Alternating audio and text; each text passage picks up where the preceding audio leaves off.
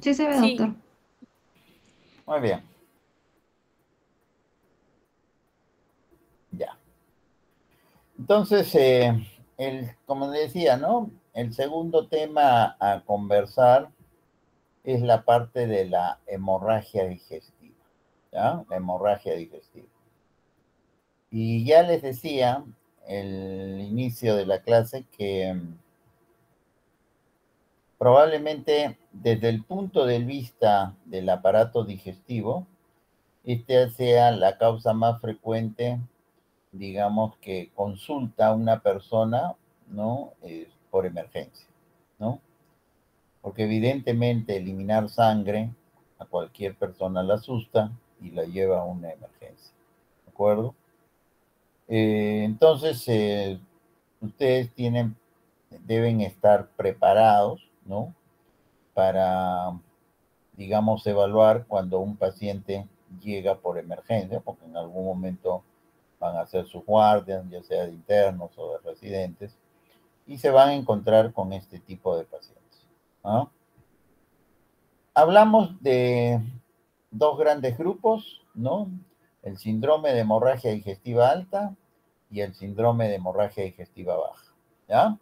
Y vamos a hablar entonces en primer lugar del síndrome de hemorragia digestiva alta. Lo primero, ya saben, la hemorragia digestiva, lo que les decía, ¿no? La hemorragia digestiva es la emergencia médica gastrointestinal más frecuente, ¿de acuerdo? No es usual que a un paciente lo lleve a emergencia el reflujo, lo que hemos visto, ¿de acuerdo? No es usual. Pero una hemorragia digestiva sí lo va a llevar a emergencia, ¿no es cierto? La hemorragia digestiva alta, entonces, puede provenir ¿de dónde? Del esófago, puede provenir del estómago y puede provenir del intestino delgado, de la parte superior del duodeno hasta el ángulo de Treis. ¿De acuerdo? O sea, cualquiera de esos sitios puede dar lugar a una hemorragia digestiva alta. ¿De acuerdo? Um, que se puede traducir, ¿no? En hematemesis o que se puede traducir en melena, ¿no es cierto? Si es por arriba, digamos, la cavidad oral, ¿no? Es una hematemesis, y si es hacia abajo, usualmente es melena, ¿de acuerdo? Porque cuando la, digamos, el problema está por encima del ángulo de Treis, usualmente el sangrado no es un sangrado rojo, rutilante, ¿de acuerdo? Si es que va a ser eliminado, me refiero a través de las heces, ¿no? A través de la región anal. Entonces, no es un sangrado rojo, rutilante, ¿ya? Salvo porque sería un sangrado masivo, pero ni eso, ¿no? No es lo usual. En cambio, hacia arriba, o sea, a través de la cavidad oral, la expulsión, ahí sí puede ser un sangrado rojo rutilante.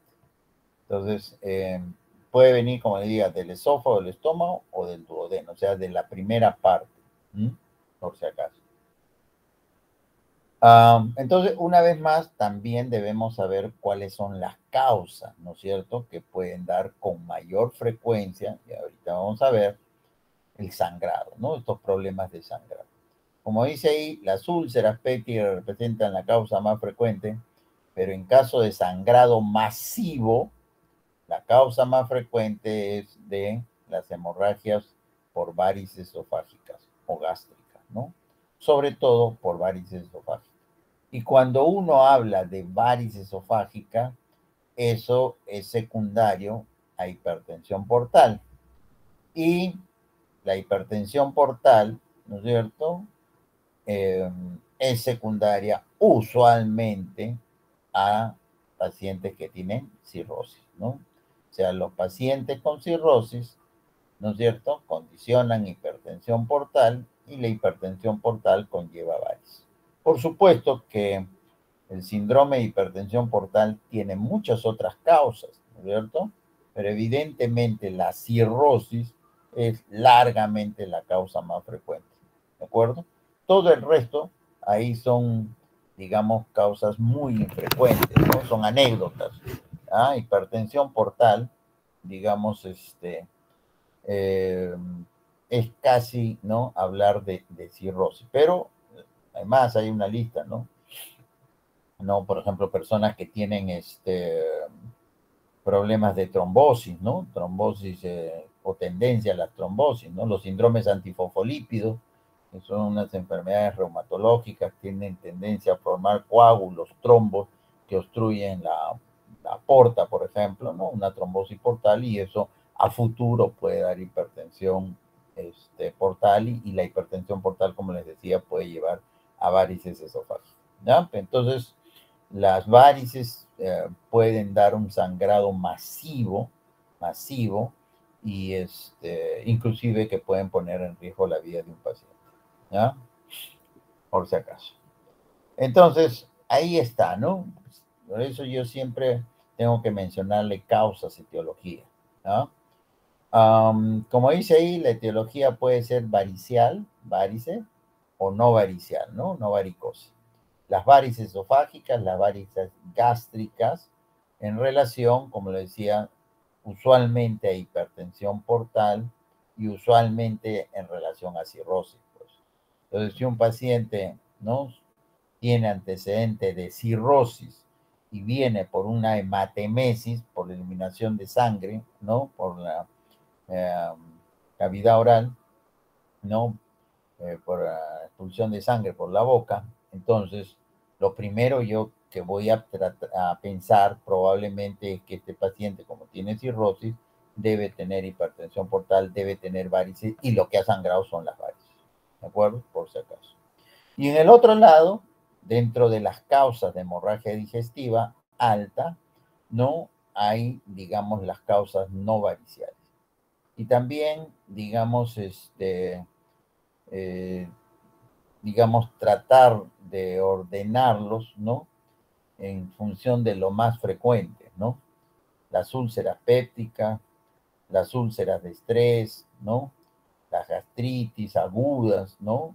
La gastritis erosiva, el cáncer gástrico, ¿no?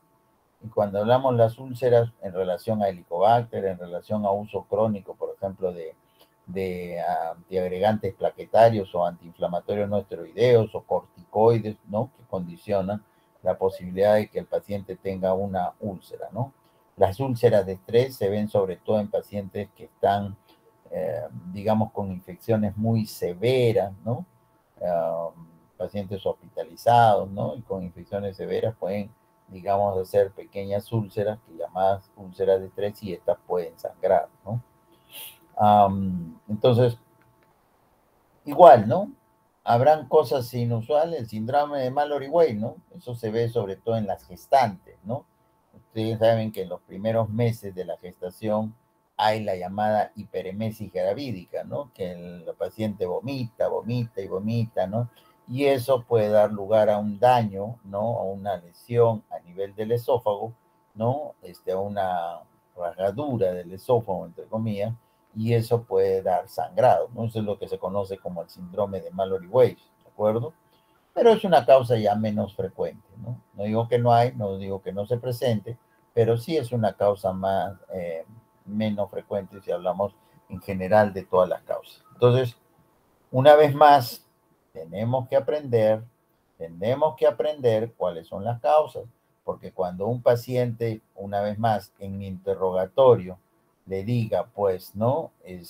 ¿Por qué ha venido? Ah, porque he botado sangre o todo por la boca. Lo primero que tengo que distinguir es, ¿realmente esto es una hemoptisis o esto es una, un sangrado proveniente del tubo digestivo, ¿no? Y ya se supone que usted deben hacer las preguntas correspondientes, ¿no? Y si concluyen que es una hemorragia del tubo digestivo, no dirá, ¿estos serán varices o no? ¿Tiene usted antecedentes de cirrosis? ¿Sí o no?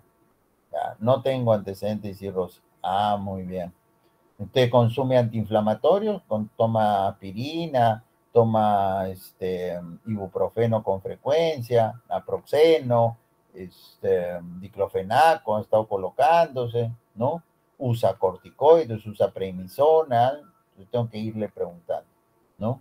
¿no? A usted le han hecho una endoscopía anteriormente, le han encontrado alguna vez Helicobacter pylori, una bacteria en el estómago, sí, ¿no? O sea, ¿no? Para ir tratando de buscar cuál es mi causa, ¿no? Usted últimamente ha tenido alguna infección importante, ¿no? Como pensar en alguna úlcera de estrés, etcétera, etcétera. Por supuesto, síntomas, tratando de, si el paciente, hay que sacar si el paciente presenta síntomas que pudieran estar en relación a un cáncer gástrico, ¿no?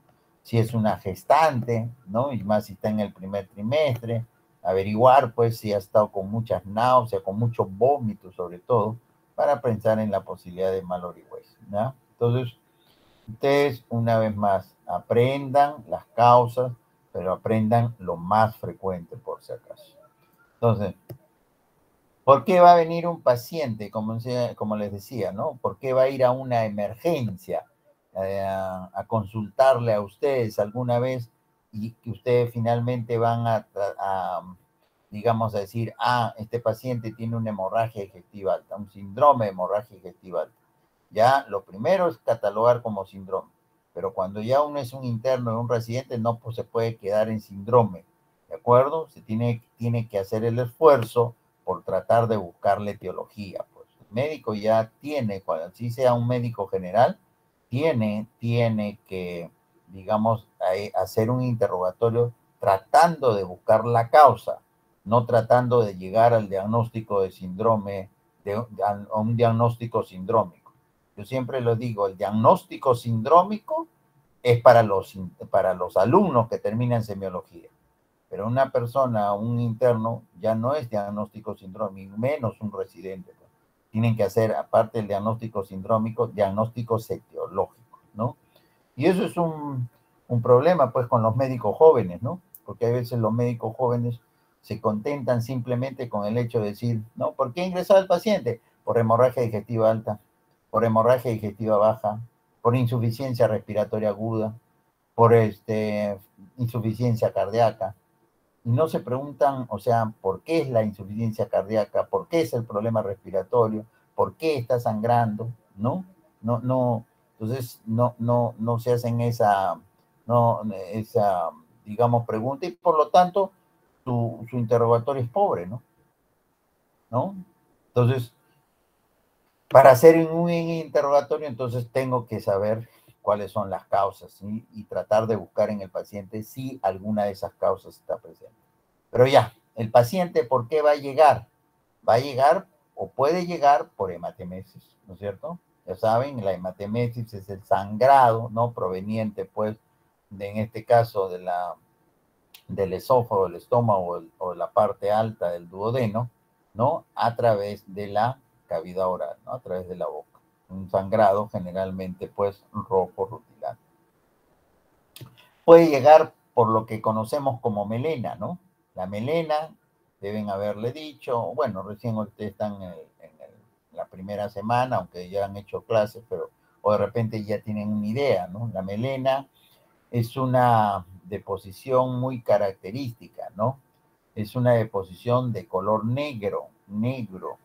Y eso hay que recalcarle mucho a ustedes, porque no se trata de que la deposición sea oscura, no, porque a veces les dicen, ¿cuántas veces les he corregido a los internos residentes que dicen, doctor, ha venido con melena? Es más, bueno, ahora poco había los que han estado por ahí de repente conmigo, había una paciente en la cama 574 que el diagnóstico de ingreso, la paciente ingresa con 5 de hemoglobina. Diagnóstico de ingreso, hemorragia digestiva, ¿no? Probable hemorragia digestiva, y esa es la causa de la anemia. Ni siquiera dicen, bueno, si es hemorragia digestiva alta o... ¿Por qué? Porque hemorragia digestiva alta, sí creo, ¿no? Sí, sí, decían hemorragia digestiva alta. Y ¿y por qué decían hemorragia? Porque la paciente refiere de posiciones oscuras, doctor. Ah, y un día, no estaba en el sector de nosotros, un día que paso por ahí me presentan el caso, porque le estaban haciendo endoscopía alta, endoscopía baja, ¿no?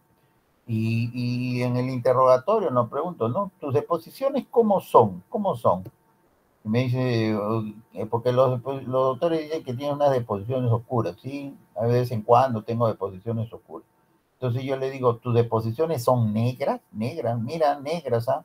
No, no oscuras, no marrón oscuro, tus deposiciones son negras, negras, así como el betún, así como mi zapato que es negro, así como la brea que es negro, negro. No, no, no, así no es. Ah, ya. Miren, ¿no? Lo segundo, lo segundo, tus deposiciones son semisólidas, pastosas, así, brillantes, ¿no? Como una deposición así brillante. No, no, no, no. Y tus deposiciones tienen muy mal olor, feo, fétido, demasiado fétido que dejas oliendo toda la casa. No, no, doctor. Entonces, ¿de qué melena hablamos? Le decía a los residentes. Al final, ¿cuál es la causa? ¿Cuál era la causa de su anemia? Que la niña, bueno, no tan niña, ya una señora, bueno, los 3 días, creo, el primero de su menstruación, ¿no? Cambiaba 5 o 6 paños mojaditos, ¿no? O sea, miren, de una hemorragia digestiva alta, que es el motivo de ingreso, la paciente tenía que ser hospitalizada porque estaba con 5 o 6 de hemoglobina, eso no cabe duda. Pero miren, por no hacer un buen interrogatorio, por no sacar y que decir una deposición oscura, de, para ellos, en el ingreso y en el piso ya, era, había que descartar hemorragia digestiva alta, ¿no? Y le hicieron endoscopía y la endoscopía no encontraron nada. Y después ya, pues, se convencieron que la anemia era por el sangrado de sus menstruaciones y ahora está en estudio porque inclusive le han encontrado una lesión premaligna a nivel del cervix y bueno, están planteando inclusive hacerle ya histerectomía, ya es mayor. Entonces, un poquito, no tanto, pero miren, entonces, ¿ven? ¿Ven? O sea, por una mala historia, ¿no? O sea, catalogan como el que la paciente tiene melena y en realidad no es melena. ¿Por qué tendrá su deposición un poco más oscura de lo usual? Bueno, pues será algún tipo de alimentación por ahí, pero no es melena, no es melena, eso no se olvide, ¿ya? La hematoquesia es raro, la hematoquesia es, digamos, eso más es el sangrado digestivo bajo, ¿ya? Pero se lo pongo ahí porque rara vez algunos pacientes pueden, digamos, siendo el sangrado de la parte superior, ¿no? Puede ser un sangrado con rojo rutilante, la hematoquesia. Pero eso sí es raro, eso es raro. Lo he puesto ahí, pero no es lo usual. ¿Ya? Tendría que ser un sangrado muy masivo y muy rápido, un tránsito, tendría que haber un tránsito demasiado rápido como para que, digamos, pudiera salir, digamos, sangre roja viva y el problema, como les digo, ser por encima del ángulo de 3. Dolor, pirosis o dolor epigastrio, ¿no? Sobre todo si de repente es del esófago o del estómago.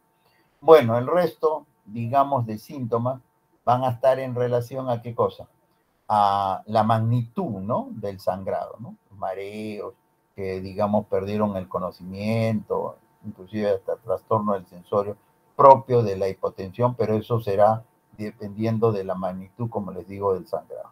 ¿Ah? Por si acaso. Ah. Muy bien. En el examen físico a un paciente que ha sangrado, dependiendo también, como digo, de la magnitud del sangrado, podrán encontrar un paciente hipotenso, ¿no? O un paciente con hipotensión ortostática, ya saben qué cosa es la hipotensión ortostática, ¿no es cierto? Supongo. Puede el paciente estar taquicárdico, depende, ¿no? Un paciente, por ejemplo, con unas varices esofágicas y con un sangrado masivo puede estar así, ¿no? ¿No? Puede estar en shock, con signos de shock, ¿no? Palidez de piel, de mucosas, ¿no? Bueno, hay que buscar signos de hepatopatía crónica, si de repente cirrosis, y de todas maneras a todo paciente debería hacer un tacto rectal, ¿no? Entonces, ¿ya? La parte más difícil de la historia clínica y a su vez la parte más importante es el interrogatorio. Es el interrogatorio. El examen físico yo no le quito el valor, no le quito el valor al examen físico. ¿Tiene un valor? Sí, por supuesto. ¿De acuerdo? Pero varias veces le he repetido ahora a los alumnos, ¿no? En estos días que hemos tenido, lamentablemente había un inconveniente, no hemos podido tener muchos días, pero Les he dicho, por ejemplo, en digestivo, muchas veces el examen físico digestivo, muchas veces es negativo, o sea, no hay un gran aporte, ¿no? Es más, le decía, ¿no? Que ya hemos visto algo en relación al esófago. El esófago no se examina, no se puede examinar, ¿no es cierto? Los síndromes o el diagnóstico, yo lo hago en función a mi interrogatorio. Yo les decía, un paciente de repente con una úlcera, con un cáncer gástrico, ¿de dónde saco el diagnóstico? Del interrogatorio. Porque uno le examina el abdomen, le examina el epigastrio y de repente no encuentra nada, ¿no? ¿Ustedes creen que una úlcera la van a palpar? ¿No? ¿Un cáncer de estómago podrá ser palpable? Sí, puede ser palpable, pero muchas veces no. ¿Y de dónde surge que ese paciente tiene cáncer? Ah, surge pues de hacer un buen interrogatorio, ¿ya? Entonces, cuando un paciente tiene un sangrado digestivo alto, hay que hacerle varias preguntas, pues, ¿no? ¿No? Cuando sigue el sangrado, ¿no? ¿Es la primera vez que sangra o ya ha tenido sangrado en otras oportunidades, ¿no? Porque si ha tenido sangrado en otras oportunidades, como es lógico, yo le voy a decir qué le han dicho, ¿no? ¿Cuál es la causa? ¿Por qué usted sangra, ¿no? ¿No? ¿No? ¿Qué diagnóstico le han hecho, no? Le hicieron endoscopía, ¿cuándo es la última vez que le hicieron endoscopía? Y ahí podrían haber más preguntas, ¿no? Le han hecho diagnóstico de cirrosis, usted tiene antecedente de úlcera, ¿no? O sufría, como dice, de gastritis, reflujo, ¿no? Consume alcohol, porque todo eso, ¿no? ¿No? Entonces, hay múltiples, yo he puesto ahí unas preguntas, ¿no? Otras preguntas, como es lógico, también tienen que estar destinadas a qué? A, digamos, a evaluar la magnitud del sangrado, ¿no?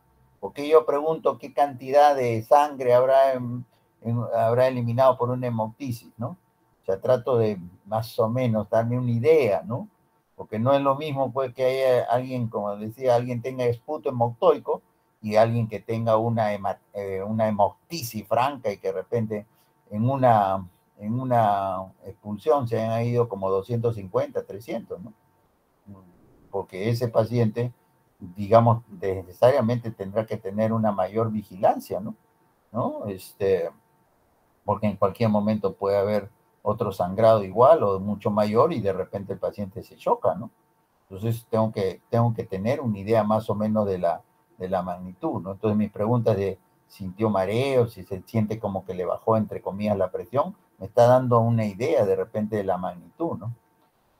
Medicamentos, ¿no? Preguntar por medicamentos que pudieran ocasionar el problema del sangrado, ¿no? Si ha estado tomando algún tipo de medicación y bueno, qué otras molestias, ¿no? Pero mi interrogatorio entonces de un paciente que llega por hemorragia digestiva alta debe estar destinado a dos cosas.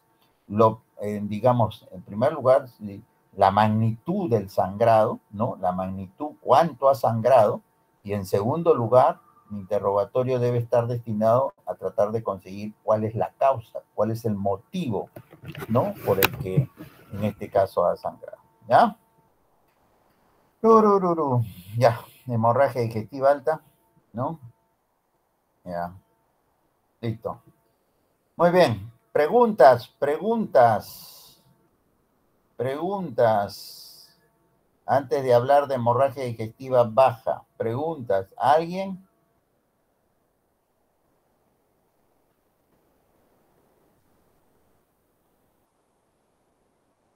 ¿Nadie? ¿Ni mis alumnos? ¿Hay alguno de mis alumnos en la clase o no? ¿O todos son de otra sede? Buenas, Sí, doctor, todo claro. todo claro, todo claro. Ustedes son los doctores, los alumnos, todo claro. Ya, muy bien. Miren, no después yo le voy a preguntar en el examen. Ya, bueno, entonces si no hay preguntas, vamos a hacer la parte de hemorragia digestiva baja. Entonces, igual, ¿no? Entonces, la hemorragia digestiva alta, en teoría, es del ángulo de Treis para arriba. Y entonces, la hemorragia digestiva baja es cuando el sangrado viene de dónde? Del ángulo de Treis hasta la región recto ano, ¿de acuerdo? Pasando entonces por el resto de intestino delgado, y que viene de colon, o que viene de la zona recto, de la zona del recto del ano, ¿de acuerdo? ¿Ya? Por si acaso. No se olviden, entonces, ustedes tienen que aprender cuáles son los síntomas y signos del intestino delgado. Tienen que aprender cuáles son los síntomas y signos del intestino grueso, porque no necesariamente son iguales, ¿de acuerdo? No, no necesariamente son iguales. O hay veces en ambos se pueden presentar, pero definitivamente, cuando alguien tiene un estreñimiento, cuando alguien es estreñido, ¿la patología es de intestino delgado o intestino grueso? ¿Cuál es lo usual? Es intestino grueso, ¿no es cierto? ¿Hay estreñimiento por patología de intestino delgado? Sí, pero eso no es lo usual, ¿no? Entonces lo usual es que sea intestino grueso, ¿ah? Entonces, y así hay síntomas y signos de cada segmento. No es lo mismo la sintomatología de la zona rectoanal, ¿no? No, no es lo mismo, ¿de acuerdo? ¿Ah? Por si acaso. Entonces tienen que aprender cada región qué síntomas y signos da. Entonces, si encuentran uno, dos, tres síntomas de esa zona, entonces ustedes tienen la obligación de preguntarle por todo el resto de síntomas y signos de esa zona que el paciente no les hubiera dado.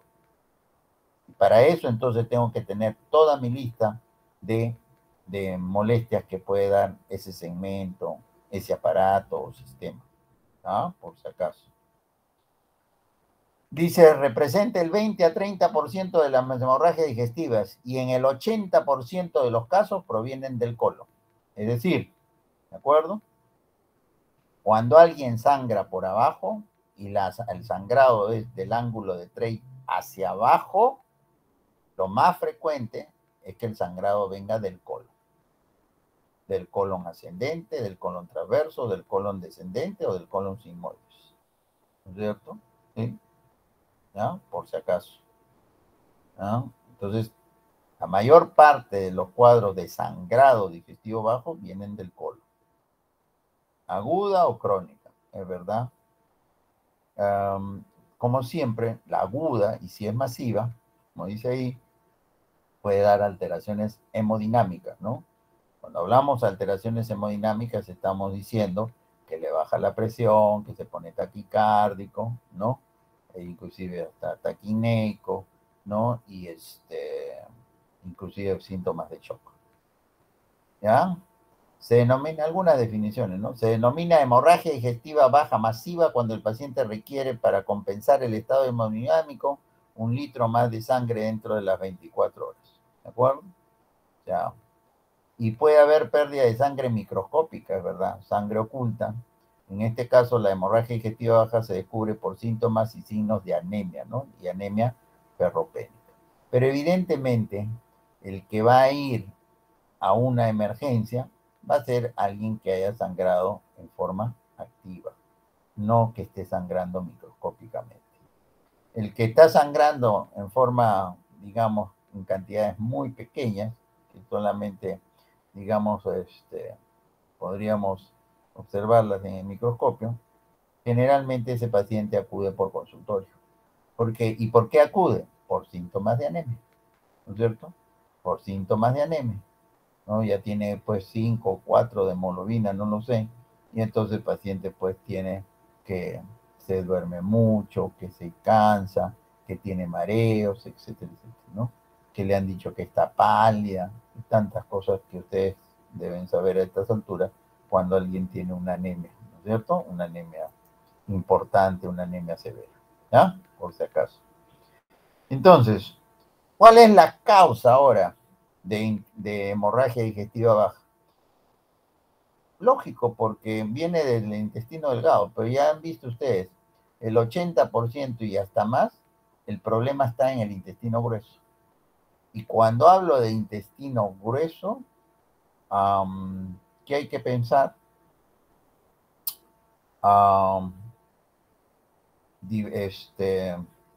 De como causas de hemorragia digestiva baja, ¿no? Divertículos, ¿sí? divertículos, neoplasias, por supuesto, neoplasias, ¿sí? Neoplasias. Separen ahí de angioedisplasias, ¿eh? Y luego, es verdad, hay algunas patologías inflamatorias, ¿no? Como la colitis ulcerativa, ¿no?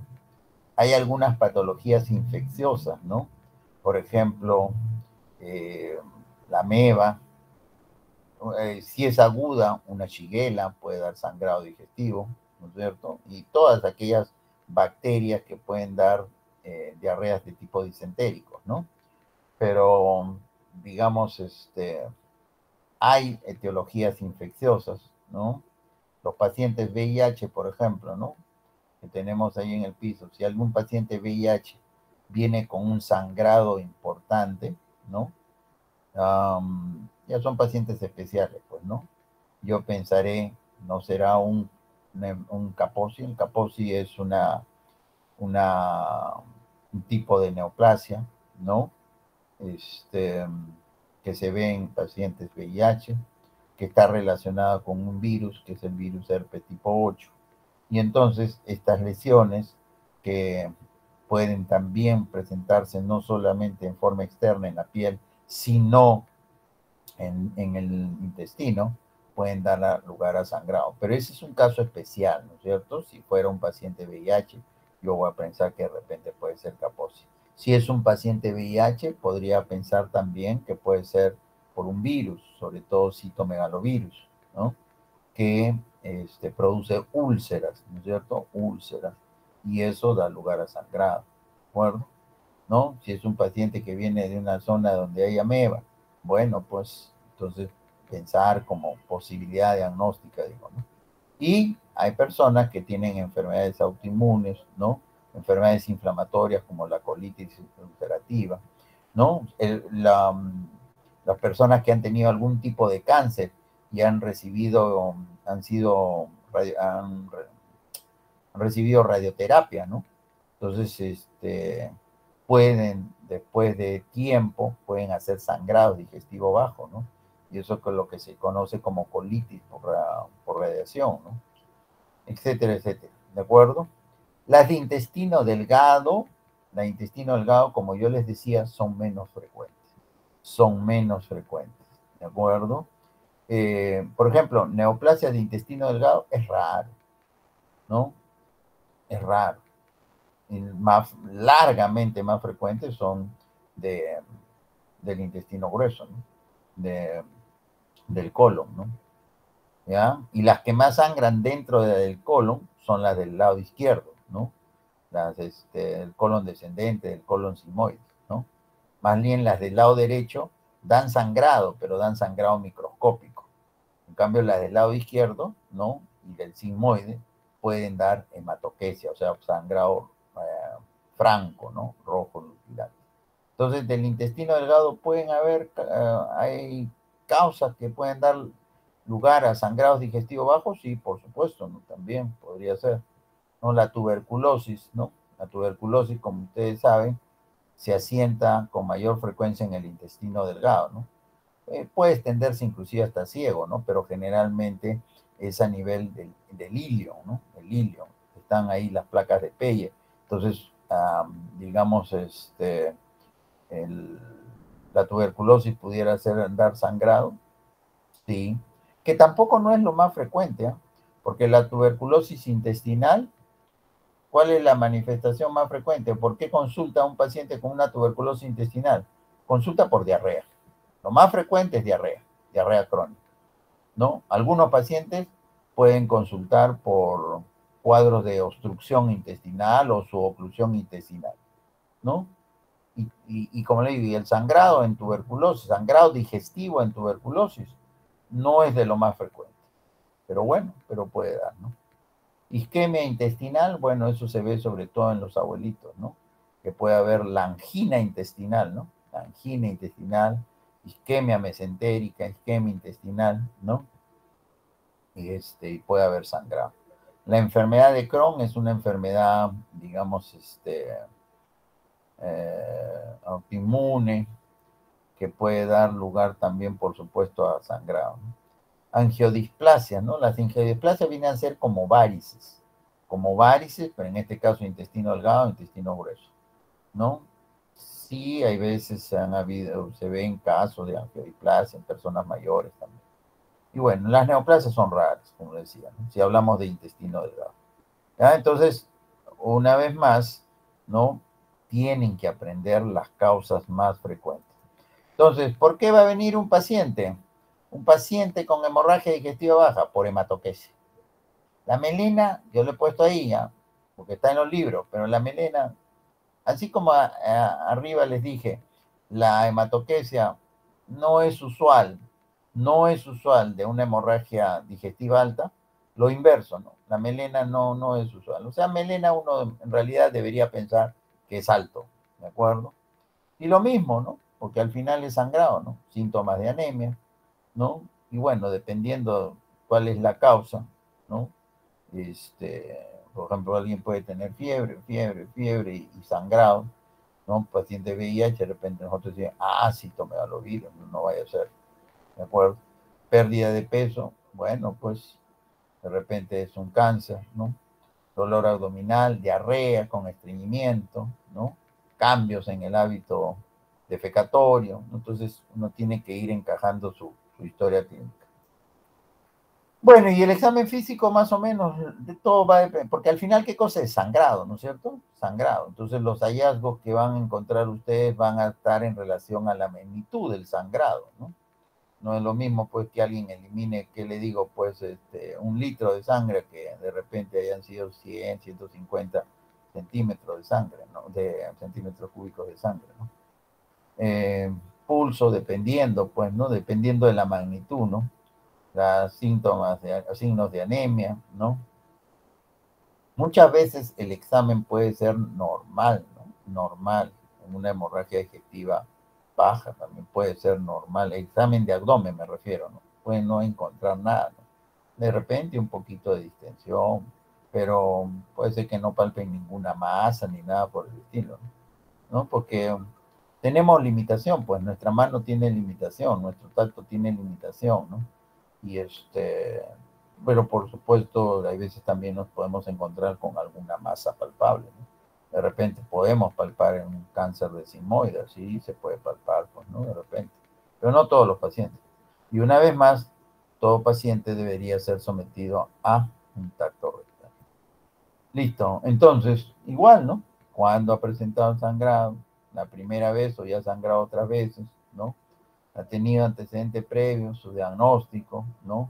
A usted le han dicho que tiene divertículos, que tiene hemorroides, que tiene cáncer, o sea, preguntándole por las enfermedades, por las situaciones más frecuentes, ¿no? Ha recibido radioterapia, como le decía, y otra vez más, la magnitud de el sangrado, ¿no? Preguntas para tener una idea de cuál es la magnitud del sangrado. Síndrome de hemorragia digestiva baja, ¿no? Hay algunos cánceres, ¿no? Divertículo es muy frecuente, ¿no? Diverticulosis, es diferente diverticulosis de diverticulitis, ¿no?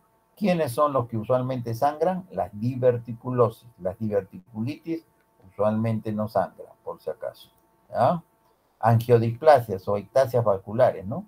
Como decían, son como una especie de varices en el intestino delgado, en el intestino grueso, ¿no? Los sangrados más, digamos, de mayor volumen son sobre todo las angiodisplasias de intestino delgado, ¿no? La enfermedad inflamatoria intestinal causa de sangrado, ¿sí? Pues la enfermedad inflamatoria intestinal, el Crohn, la colitis ulcerativa pueden dar sangrado, ¿no? Pueden dar. Divertículo de Meckel, no, ya eso sí es más raro, ¿no? Eso sí es más raro. Muy bien, y esto es más o menos lo que les quería traer. Ya, esta es la Plaza de Armas.